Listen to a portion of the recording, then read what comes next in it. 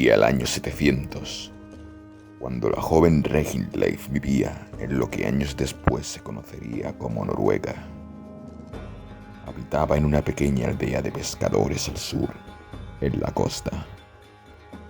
Desde que era pequeña, había ayudado a su padre en las faenas en el mar, y así, ella había aprendido el culto que su pueblo le tenía al océano, fuente de su riqueza, así como otros relatos míticos. Un día, después de la jornada de trabajo, su padre le anunció que le contaría algo espectacular. Ese día puso todo su empeño en la pesca, para acabar cuanto antes y oír las palabras de su padre. Después de arrastrar una y otra vez las redes durante todo el día, cuando el sol empezaba a ponerse, volvieron a casa y su padre comenzó el relato. ¿Sabes qué es el Valhalla? El paraíso al que van los héroes. Aquellos grandes guerreros que exhalan su último aliento blandiendo su arma en batalla. Esos guerreros que ascienden a la morada de los dioses y acompaña por toda la eternidad a Odín, nuestro padre, y al todopoderoso Thor, su hijo, en sus banquetes divinos. Se conocen como Einherjar. Es el destino final al que todo gran guerrero nórdico desea llegar.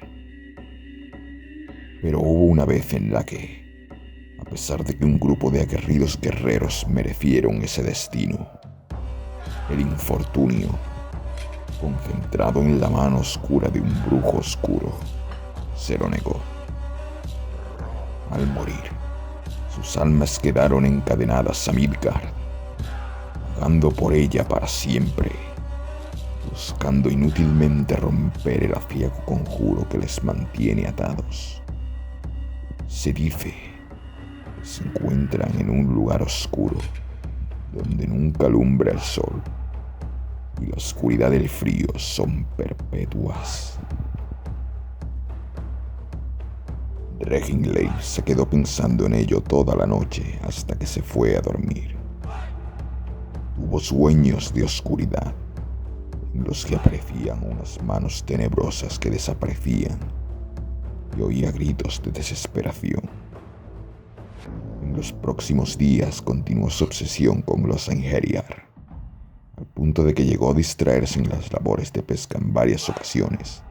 Su padre tuvo que llamarle la atención. Llegó entonces la temporada de caza, y Reginleif se dispuso a participar en la primera de su vida. Al principio, los cazadores se habían mostrado reacios a llevar a una muchacha entre sus filas, pero después de la demostración que la joven nórdica les hizo, sus aires de superioridad se esfumaron y tuvieron que admitir sus notables capacidades. Y así fue. Reginleif se estrenó como cazadora un día despejado, una semana después. Había estado organizando nerviosamente los preparativos y ahora se dirigía junto a su escuadrón a las zonas claves para cazar. Cuando llegaron, se dividieron en 3 grupos de 6. El grupo de Reginleif tomó un sendero que bordeaba un acantilado poco profundo. De repente, sin que ninguno de ellos se percatara, vieron la figura de un caribú con una enorme cornamenta recortándose con el sol, observándolos fijamente. Empezaron a avanzar lentamente hacia él, sin que éste se inmutase. Cuando estaban a una distancia suficiente como para lanzar las flechas y lanzas, el caribú echó a correr. Los cazadores trataron de seguir el ritmo, pero el animal se movía a una velocidad pasmosa. En un momento dado de la carrera, el caribú dio un giro inesperado y se esfumó tras un promontorio rocoso. Los cazadores, intentando no perderlo, cayeron rodando por el precipicio. A pesar de que la nieve que había empezado a caer amortiguó los golpes, uno de ellos quedó inconsciente. Los demás se fueron incorporando poco a poco. Reginleif abrió los ojos y se puso en pie. Observó a su alrededor una carencia notable de luz, a pesar de que debía de ser pleno día. Un sendero de piedra prácticamente oculto por la nieve se abría a sus pies. No había forma alguna de volver a subir a donde estaban antes de caer por el terraplén. Así que empezaron a caminar por el sendero, cargando con su compañero aún inconsciente.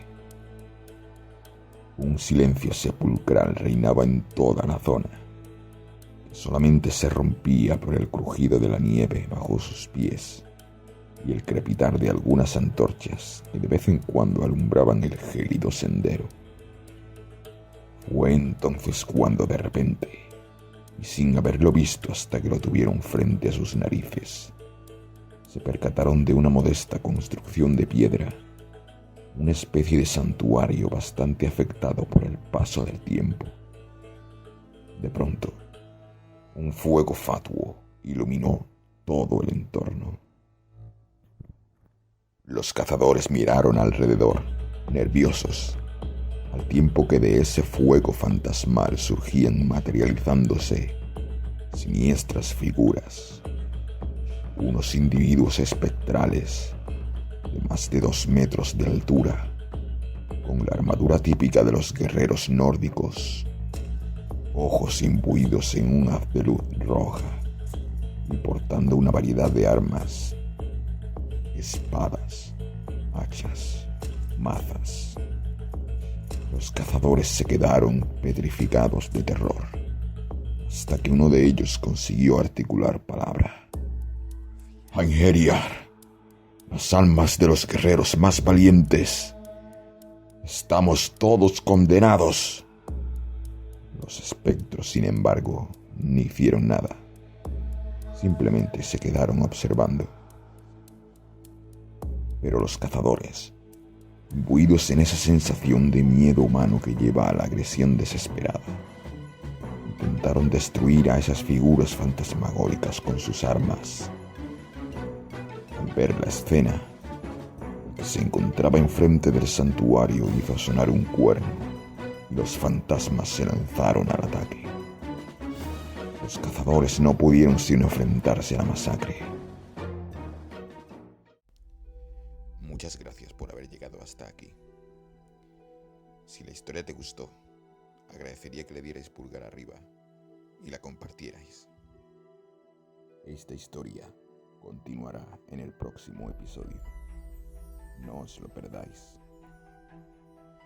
Muchas gracias a todos y hasta la próxima.